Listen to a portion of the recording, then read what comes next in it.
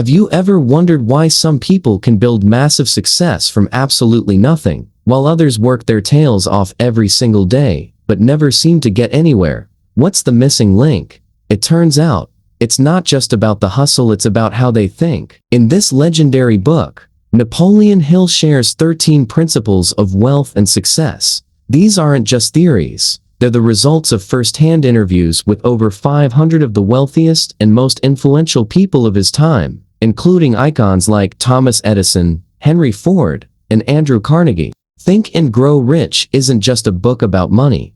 It's a roadmap for the winner's mindset. The reality is, before anyone can be rich on the outside, they have to be rich on the inside first. So, without further ado, let's dive into Chapter 1, The Power of Thought. You've probably heard the saying, "You are what you think." Napoleon Hill didn't just believe that, he proved it. Every great fortune, every massive achievement, and every life-changing shift starts with a single, tiny seed of a thought.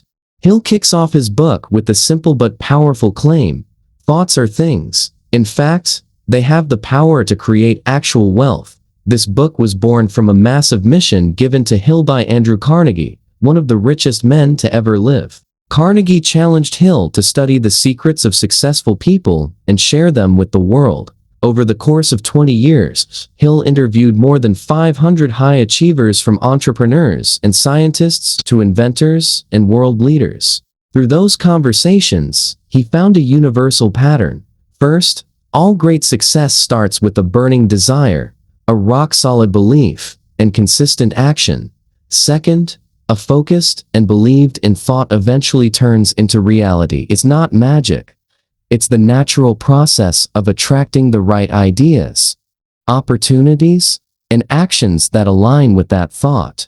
Hill explains that when a thought is combined with emotion and faith, it becomes a magnetic force that pulls reality toward you. Take Carnegie himself. He started as a poor immigrant kid from Scotland, but he planted one thought in his mind: "I will be a great man." That thought drove him to learn, work harder, and make bold moves. Eventually, he became one of the wealthiest people in American history. The big takeaway from Chapter 1: all achievement starts in the mind. A focused mind is a powerful energy. That mental energy attracts the right opportunities and actions. If you want to change your life, start by changing your thoughts. Understand that a thought isn't just an idea, it's a force.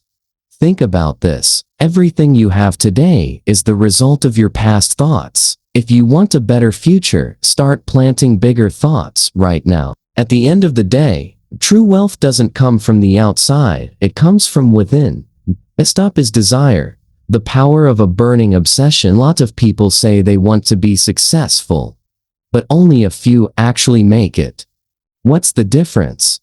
Hill says it's the intensity of the desire. A casual wish just makes you a dreamer, but a burning desire keeps you moving even when everyone else quits. Hill insists that desire is the starting point of all achievement. Every successful person he studied had one thing in common: a desire that was powerful, clear, and consistent. It wasn't just a nice to have, it was a must happen. You don't get rich just by hoping for it, but you can get rich through a burning desire backed by faith and action. He shares the story of Edwin C. Barnes, a man who was broke, but had one simple, intense goal: to work with Thomas Edison. Not for him, but with him. Barnes had no money and no fancy education, but he had a burning desire. He literally hopped a freight train to New Jersey just to meet Edison. Because his drive was so intense, Edison saw his sincerity and gave him a small shot. From there, Barnes proved his worth and eventually became Edison's business partner. That's not a miracle. That's the power of an unquenchable fire. Hill gives us 6 practical steps to turn desire into reality. Be specific about the exact amount of money you want. Don't be vague. A lot of money isn't a goal. Determine exactly what you're going to give in return. There's no such thing as something for nothing. Set a firm deadline for when you want to achieve it. Create a clear plan and start moving immediately, even if it's a small step. Write out a clear statement covering the money, the timeline, the plan, and what you'll give back. Read that statement out loud, twice a day, until you believe it with your whole heart. Hill describes this as a way to program your desire into your subconscious so your actions align with your dreams. Look at your own dreams. Is it just a casual wish, or is it a burning desire that keeps you up at night? As Hill said, whatever the mind can conceive and believe, it can achieve. That desire isn't just fuel, it's the fire that starts the whole journey. Then we have faith, your belief system. Have you ever had a huge dream, but felt a nagging doubt deep down? Hill says that's where most dreams die. Desire without faith is just wishful thinking. He explains that faith isn't something that just happens to you. It's something you create and strengthen through focused thought. He calls faith the head chemist of the mind. When desire meets faith, the subconscious starts working to create ideas, open doors, and attract the resources you need. Strong faith turns, "I hope," into "I know this is happening." This leads into the power of autosuggestion. Hill says one of the best ways to build faith is to repeat positive affirmations about your goals until your subconscious accepts them as fact. If you want to be a successful entrepreneur, you might tell yourself, "I am building a massive, impactful business, and I'm getting closer to that reality every single day." The more you hear it, the deeper it sinks in, and you start acting as if it's already true. Faith kills fear. Fear is the ultimate dream killer, but faith is the light in the dark. Hill points out that successful people aren't fearless. They just choose to believe in their vision more than they believe in their fear. Thomas Edison failed thousands of times trying to invent the light bulb, but his faith never wavered. He didn't see those as failures. He saw them as steps toward the finish line. The steps to building faith are simple. Repeat your affirmations with emotion. Visualize your dream as if it's already done, and stay away from negative people. Your subconscious can't tell the difference between a deeply held belief and reality. It will act on whatever you feed it. Let's talk more about autosuggestion. Think of it as a tool to reprogram your brain. It's the bridge between your conscious and subconscious mind. Whatever you repeat to yourself with enough emotion, good or bad, becomes your reality. You can literally design your own mind. If you tell yourself, "I can," every day, your brain will find a way to make it happen. If you say, "a failure," your brain will look for excuses to prove you right. To make this work, write your goal down clearly, read it out loud morning and night with actual feeling, and visualize it happening. Most successful people from CEOs to pro athletes use this exact technique to stay focused. Your mind is like fertile soil. Your words are the seeds. If you plant courage and abundance, that's what will grow. What is specialized knowledge? A lot of people think you have to be a know-it-all to be successful. Hill disagrees. You don't need to know everything.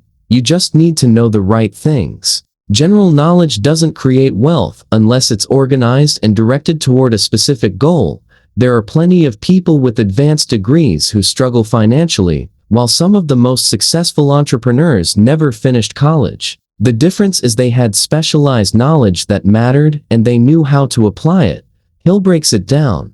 General knowledge is broad but aimless. Specialized knowledge is focused and actionable. You can get this knowledge through books, mentors, or experience. And here's the secret. You don't even have to be the expert yourself. You just need to know how to manage people who are. Henry Ford was often mocked for not being educated, but he famously said he could press a button and have an expert answer any question he had. That's the power of specialized knowledge. Knowledge is only potential power.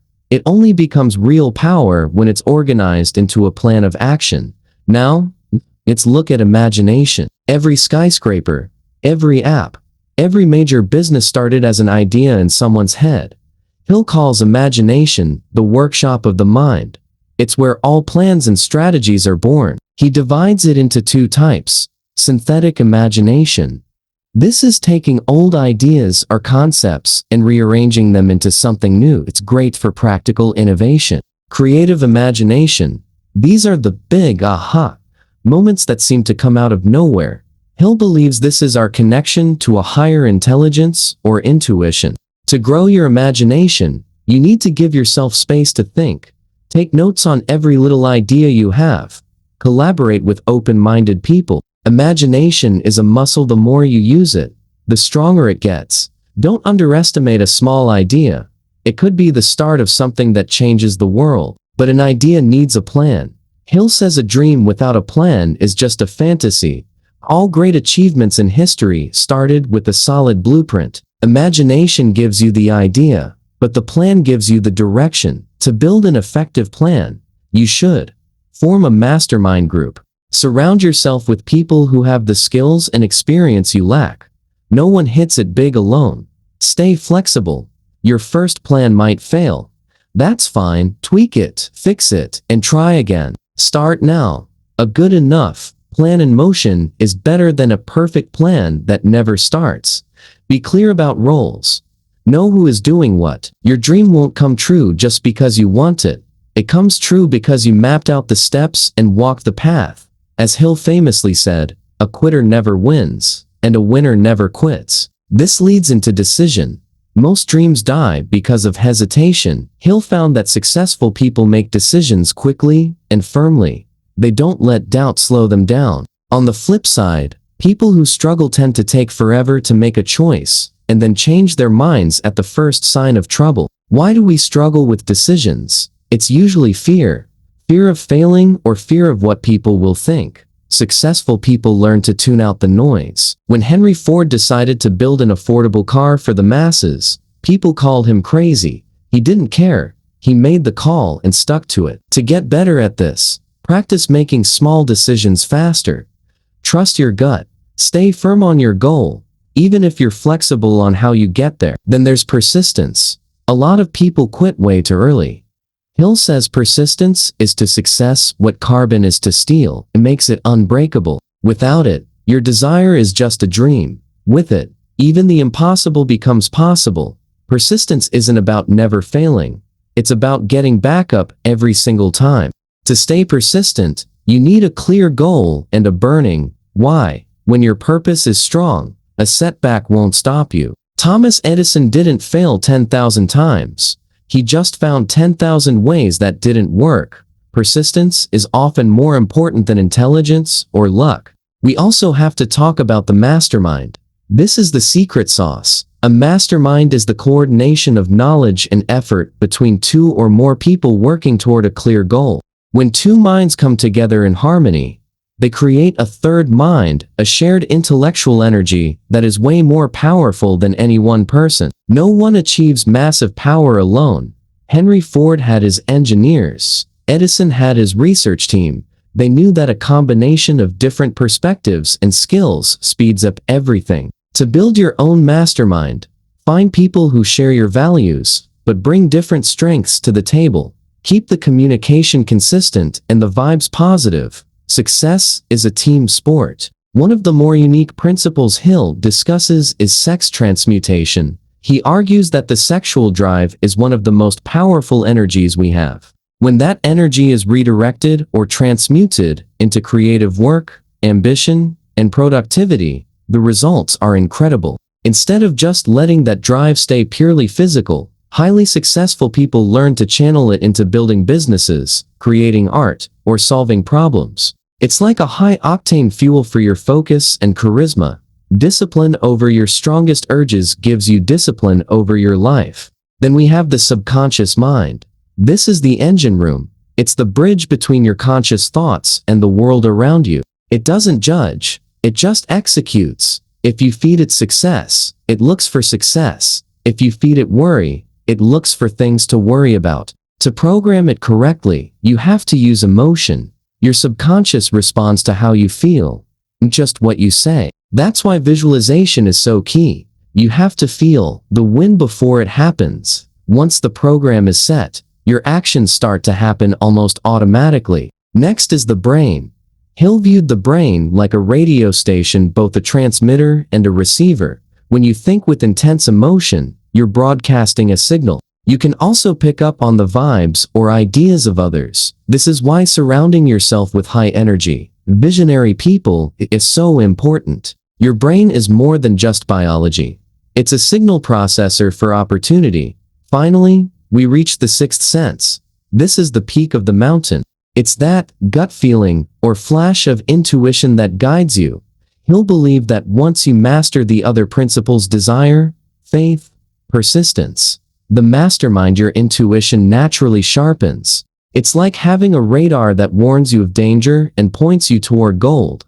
It's not magic. It's the result of a highly trained, focused mind. Most great leaders admit to making their biggest moves based on a gut instinct. To hear it, you have to quiet the noise and trust yourself.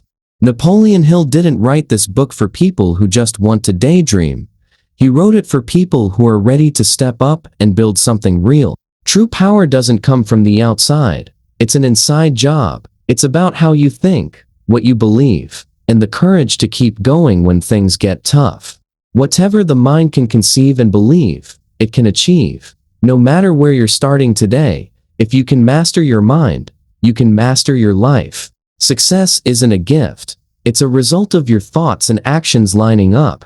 That power is already inside you. You just have to decide to use it. So here's the truth most people don't want to hear. Success isn't random, it's not luck, and it's definitely not reserved for a special few. It's a pattern, a system, and now you know it. It starts with a thought, but not just any thought, a focused, intentional, emotionally charged thought. One that turns into desire, not a weak wish, but a burning obsession. The kind that keeps you moving when everything gets hard. Then comes belief, because without faith, even the best ideas die in your own mind before they ever have a chance to live in the real world. You train that belief through repetition, through what you tell yourself every single day, because whether you realize it or not, you are constantly programming your own mind. And your mind, it will build whatever you feed it. You combine that with the right knowledge, not everything, just what actually matters, and you turn ideas into plans. Plans into decisions. Decisions into action. And then comes the part where most people quit, persistence. But the ones who win, they just don't stop. They adapt. They learn. They keep going, again and again, until reality has no choice but to catch up with what's been in their mind all along. And they don't do it alone. They build the right circle, the right energy, the right environment that pushes them forward instead of pulling them back. So now, the question is simple. What are you going to do with this? Because this isn't just information. This is a blueprint, and it only works if you actually use it. Start with one clear goal. Decide what you want. Be specific. Write it down. Read it every day. Believe it even before you see it. Cut the noise. Stop feeding your mind doubt, fear, and negativity, and start acting like the person who already has what you want. Because the truth is, your life won't change when you feel ready. It changes the moment you decide. So, decide today. Decide to think bigger.